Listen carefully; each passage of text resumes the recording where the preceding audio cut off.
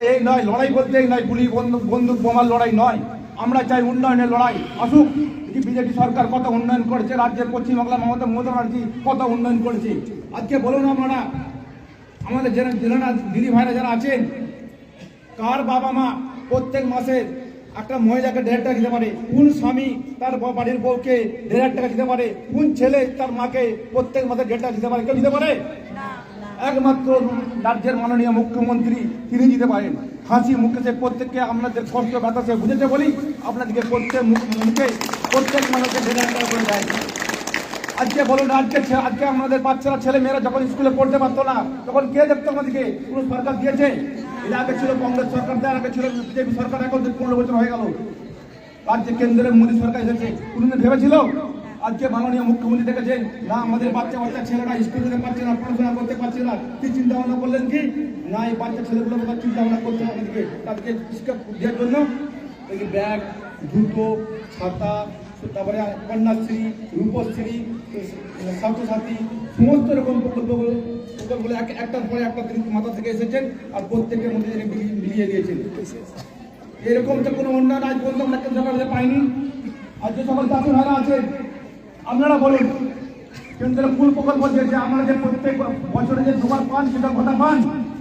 মোদী সরকার কবার দিয়েছে আমাদেরকে? মোদী সরকার কতবার দিয়েছে আমাদেরকে? বছরে আমরা দুবার করে কিছু কথা পান। আপনাদের বয়স হয়ে 7 বছর বয়স হয়ে গেলে কথা পাচ্ছে। এখন আমার দিদি আমাদের ঘোষণা করেছেন 21 বছর থেকে 41 বছর বেকার যুবকদের জন্য মাসে 1,500 টাকা করে ভাতা, কিন্তু মাধ্যমিক পাস হতে হবে। কোন সরকার পেয়েছে বলুন আমরা? দিয়েছে? কোনোদিন দেয় না। এরা শুধু আসে ভোটার সময় আসে, তারপর পাখির মতো আসবে, আর রাত্রে অন্ধকার এসে বলবে মদ 5,000 টাকা 5,000 টাকা ধরে দিবে, তোমরা মদ মাংস খাও আর ভোটটা আমাদেরকে দিয়ে দাও, তারপর আমাদেরকে লক্ষ্মী করতে পারি। এটাই এদের উদ্দেশ্য। আজকে বলুন, প্রত্যেকটা ওয়ার্ডে প্রত্যেকটা বুথ পেটু রাজ্যের মাননীয় মুখ্যমন্ত্রী আমাদের যে প্রকল্প শুরু করেছেন, পার বুথে 10 লক্ষ টাকা করে। আপনার ওয়ার্ডে যে প্রত্যেকটা বুথ আছে সে বুথের কাজ হচ্ছে না হয়নি? হচ্ছে তো? আপনাদের রাস্তাঘাট যে ড্রেন হচ্ছে তো না হয়নি? যা কিছু বলা চেয়ারম্যান সাহেব আছে, যদি কোনো ভুল থাকে, যদি কোনো কাজের খামতি থাকে সে ডাইরেক্ট চেয়ারম্যান সাহেবকে বলুন। আমরা যদি আমার বিরুদ্ধে কোনো অভিযোগ থাকে, আমাদের কর্মীদের বিরুদ্ধে কোনো অভিযোগ থাকে আমাদের যে হ্যাঁ আমার বুথে গেলে কাজ হয়নি, আমার এই করার দরকার ছিল হয়নি, কেন হয়নি, আপনারা চেয়ারম্যান সাহেবকে বলতে পারেন। সে অধিকার আপনাদের আছে, কেননা আপনারাই আমাদের দলের সম্পদ। আপনারা ছাড়া আমাদের কোনো দাম নেই। আজকে আমরা সবাই মিলে সঙ্গে আছেন বলে আমরা আছি এখানে। কিন্তু যদি আপনাদের কোনো অভিযোগ থাকে আপনারা সঙ্গে সঙ্গে চেয়ারম্যানকে জানান যে আমার বুথে, আমার ওয়ার্ডে, আমার এইখানে যে এই কাজটা আমাদের প্রয়োজন আছে, এটা আমার চেয়ারম্যান সাহেব অবশ্যই আপনাদের কথা ভাববেন। চেয়ারম্যান সাহেব সেই জন্যই এখানে এসেছে। কেন এসেছে? যে আপনাদের যেগুলো প্রয়োজন আছে, আপনাদের যেগুলো দুঃখ কষ্ট যেগুলো আছে সেগুলো শোনার জন্য চেয়ারম্যান সাহেব এখানে এসেছে। কোনোদিন আমাদের বিজেপির এমএলএ এসেছিল? আপনাদের কথা কোন শুনতে এসেছিল? কোনোদিনই আসেনি। তার শুধু ভোট চাইতে আসবেন, দেখবেন রাতের অন্ধকারে আসবেন, এসে বলবেন আপনার বাড়ির কটা ভোট আছে? 4টে ভোট। তাহলে 500 টাকা করে 2,000 টাকা রাখ, কালকে 4টে ভোট আমার স্কুলে যে ভোটটা আমাকে দিয়ে দিবে। বলবে না বলবেন? আপনার স্বামী থেকে কি বলবে? এখানে পাখি লাগবে, ফিস্টি আছে, মদ মাংস আছে, খা, খেয়ে যে বউকে যে মারধর কর আর যে পিটিয়ে নিয়েছে ভোটটা দিয়ে নিবি। কেননা তোরা কি জানেন তো যে বউ তো লক্ষ্মী ভান্ডার পাচ্ছে, আমরা মেয়েরা তো কন্যাশ্রী, রূপশ্রী সব পাচ্ছে, তারা তো ভোটটা দিবে না। তো স্বামীটাকে মদ খাওয়াতে হবে, বাড়িতে যে পিটবে, কালকে যে ভোটটা আমরা তাহলে পাবো, একে 500 টাকা মদ খাইয়ে দেবে। বুঝলেন তো? এটাই ধান্দা। যদি আপনার বাড়িতে যে 2,000 টাকা দিতে যায়, টাকাটা টুক করে নিয়ে নেবে। টাকাটা দিতে বলি ভুল করবেন না। টাকাটা কার টাকা? ওদের বাবার টাকা নয়, আপনার আমার ট্যাক্সের টাকা। সে টাকাটা চুরি করে নিলে ভোটে খরচা করতে এসছে, এই টাকাটা নিয়ে নেবেন, কিন্তু ভোটটা দিবেন কাকে? ভোটটা আগে দিবে, দিদিকে দিবে। এটা মাথায় রাখবেন, এই ভুলটা করবেন না। জানবেন যে দিদি যদি কোনোদিন পশ্চিমবাংলা থেকে দিদি সরে যায়, সেদিনে আমাদের লক্ষ্মী ভান্ডারে চলে যাবে, কন্যাশ্রীও চলে যাবে, রূপশ্রীও চলে যাবে, ছাত্রছাত্রীও চলে যাবে, ছাত্রছাত্রীও চলে যাবে, আবার আমাদের কৃষক ভাতাও চলে যাবে। সমস্ত প্রকল্পগুলো একটা একটা করে সব বন্ধ করে দিবে। তো এই মিথ্যা ভাবনায় আপনাকে প্রযোজনায় পা দিবেন না। আমাদের প্রত্যেকের দায়িত্ব এখন একসাথে একসঙ্গে ঐক্যবদ্ধ হয়ে লড়াই করা। আগামী বিধানসভা ভোটে আমাদের আরামবাগ বিধানসভা থেকে যিনি প্রার্থী হন না কেন, প্রার্থী করবেন রাজ্যের মাননীয় মুখ্যমন্ত্রী, যিনাকেই প্রার্থী করুক, আমরা সবাই মিলে একত্রিত হয়ে তিনাকে জয়ী করবো, এটাই আমাদের মেন দায়িত্ব, মেন টার্গেট। তো আশা করি আপনারা প্রত্যেকে বুঝতে পেরেছেন। আমি প্রত্যেককে অনুরোধ করব, যারা এখানে উপস্থিত আছেন সবাই মিলে একত্রিত হয়ে সামনে বিধানসভা ভোটে যারা বাড়ির পাশে আছেন বা যারা এখানে আজকে মিটিং বসতে পারেননি, প্রত্যেককে বুঝিয়ে নিয়ে আগামী বিধানসভা ভোটে আমরা সবাই মিলে একসাথে লড়াই করে আমরা এই ভোট দেবো। তাই তো? জয় বাংলা। যদি করো ইডি, যদি করো ইডি, যদি করো ইডি।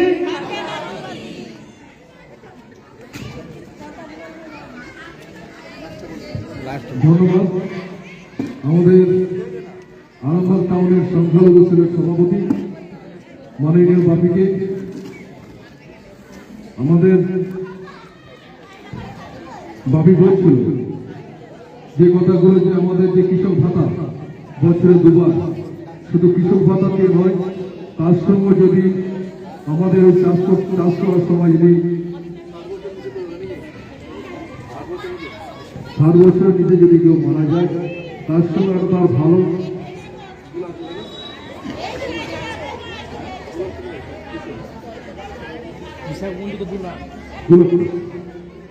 2 লক্ষ টাকা দেয়।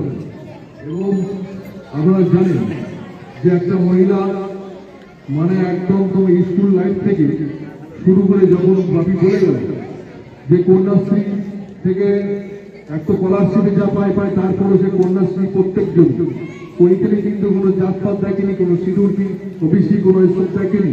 আমাদের মমতা বন্দ্যোপাধ্যায় সবার কাছে কিন্তু ফেলে দিয়েছে আমাদের হচ্ছে কন্যাশ্রী। তারপর যখন তার 18 বছর বয়স হয়ে গেল, তারপর তার বয়সে রূপশ্রী, আবার রূপশ্রী বিয়ে হয়ে যাওয়ার পরে আবার 25 বছর বয়স হয়ে গেলে আবার সে পাচ্ছে লক্ষ্মী ভান্ডার। মানে পরে পরে একদম দিয়ে যাচ্ছে ধাপে ধাপে।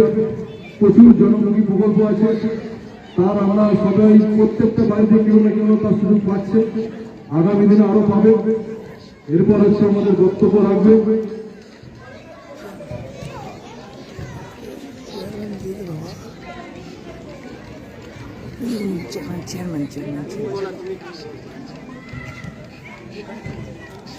এরপর আমাদের বক্তব্য রাখছে আমাদের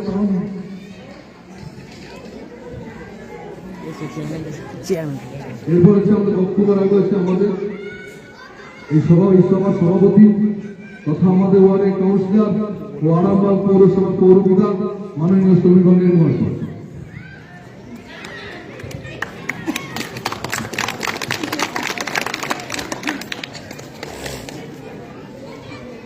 নমস্কার সবাই। এবং আপনারা একদিন আমাকে আশীর্বাদ করেছেন, একটা চরম যুদ্ধ হয়েছিল, সেই যুদ্ধের সময় আপনারা আমার সঙ্গে ছিলেন। সেই থেকে আমি এখানকার কাউন্সিলর এবং মমতা ব্যানার্জির নির্দেশে আমি চেয়ারম্যান। তো মমতা বন্দ্যোপাধ্যায় আপনাদের 94টা প্রকল্প দিয়েছে, যেটা একটা শিশু জন্ম থেকে তার মৃত্যু পর্যন্ত সমস্ত কিছু পায়।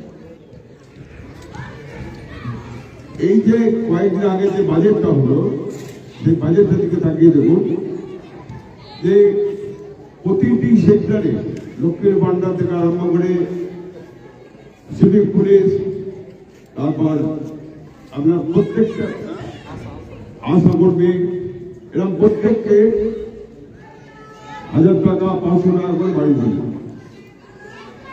তো 500 থেকে শুরু করেছেন, আজকে 1500 থেকে 1700 টাকা অব্দি লক্ষ্মীর ভান্ডার হয়েছে। আজকে বিজেপি বলছে আমরা ক্ষমতা এলে তোমার 3000 টাকা লক্ষ্মীর ভান্ডার। বিহারে একটা নির্বাচন হল কিছুদিন আগে, যে নির্বাচনে ওরা ঘোষণা করেছিল আমরা মাসে 10,000 টাকা একবার দিল। দেওয়ার পরে যে জিতে গেল, যে তার বাড়ি পরিচয় করে করলো কি 2,000 চাই দিল, আর 1 পয়সাও দেয়। কাজে এই কথাগুলো মনে রাখবেন। আপনারা হয়তো খুব খবরের কাগজ পড়েন না, কিন্তু টিভিটা তো দেখেন, টিভিতে খবরটা দেখবেন যে কথাগুলো বললাম একটাও ভুল নয়। সেই জন্য আপনাদের কাছে আমি বলতে এসেছি একটাই কথা, দেখুন নির্বাচন যত এগিয়ে আসবে আমি এখানে বেশি আসতে পারবো, খুব খোলা কথা বলবো। আপনার বিপদ হলে আমি আসবো, কিন্তু সবসময় আসতে পারবো না, ডাকলে আসবো।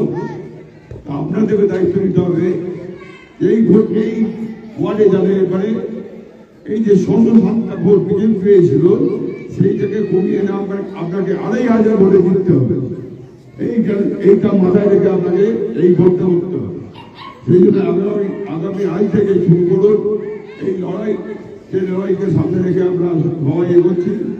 সেটা 26-এ চতুর্থবারের জন্য মমতা বন্দ্যোপাধ্যায়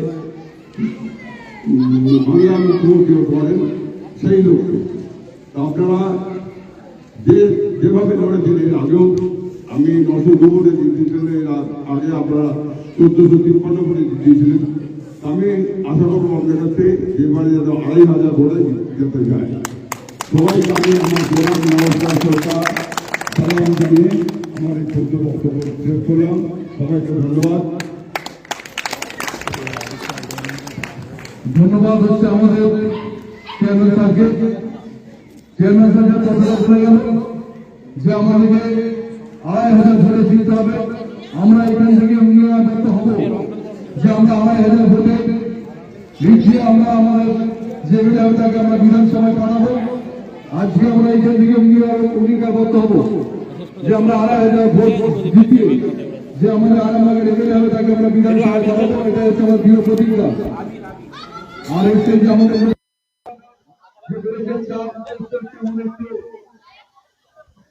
বন্দে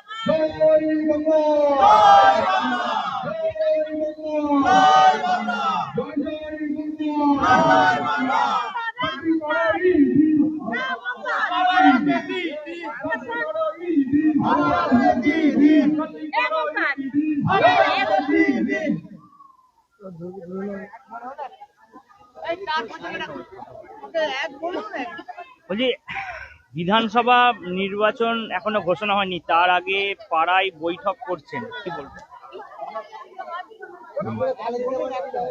একটাই উদ্দেশ্য, আমরা এই শহর যে আমাদের শহরের যে ভোটটা আছে, ভোটটা আমরা বেশ কিছু ভোটে এখনো পেয়েছি আছি।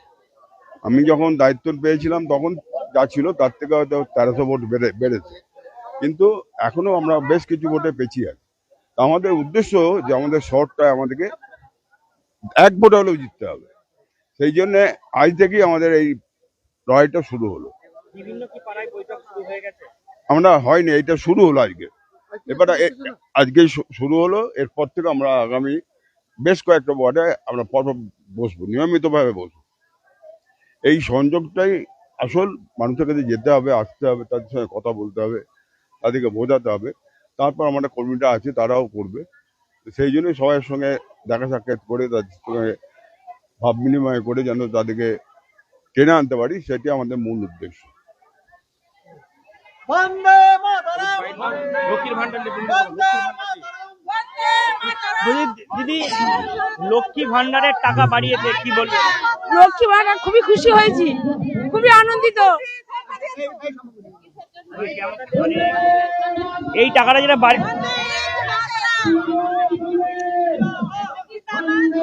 এক মিনিট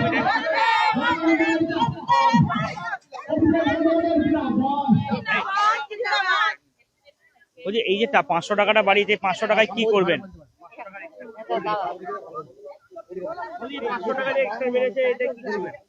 500 টাকা দিদি যে বাড়িয়েছেন, আমরা মহিলারা সবাই অত্যন্ত খুশি হয়ে এই সবুজ আবির আমরা খেলছি।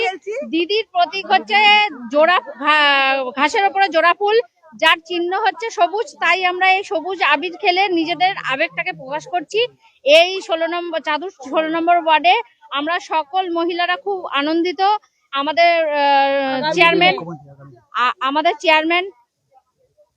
চেয়ারম্যান তথা পৌরপিতা সমীর ভান্ডারী মহাশয় এসেছেন, আমাদের ওয়ার্ড সভাপতি জাহাঙ্গীর বাদশাদা আছেন, আমাদের এক্স সভাপতি সাহেবদা আছেন, সুভাষদা আছেন, হারাদা আছেন, গুলিদা আছেন, নিজামদা আছেন এবং সমস্ত আমাদের মহিলা কর্মীরা এখানে একত্রিত হয়ে আজকে আমাদের যে লক্ষ্মী ভান্ডার প্রকল্পটা দিদি দিচ্ছিলেন 1000 টাকা, সেটা আরো যে 500 টাকা বাড়িয়েছেন, এটাতে আমরা সবাই মিলে খুব খুশি। জয় বাংলা।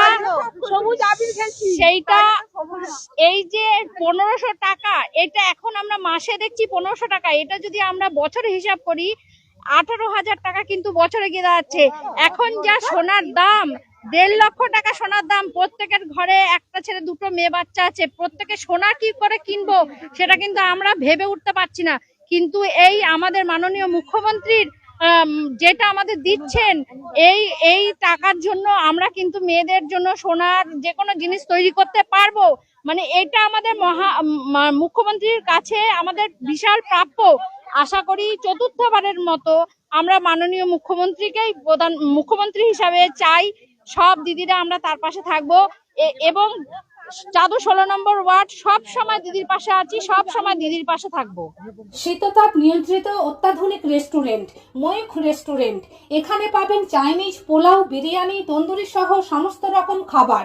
এছাড়াও কাস্টমারদের সুবিধার্থে হোম ডেলিভারির বিশেষ ব্যবস্থা রয়েছে। পাশাপাশি যে কোনো অনুষ্ঠানের জন্য ভাড়া দেওয়া হয়। আমাদের ঠিকানা খানাকুল হেলান সংলগ্ন তিলক চক।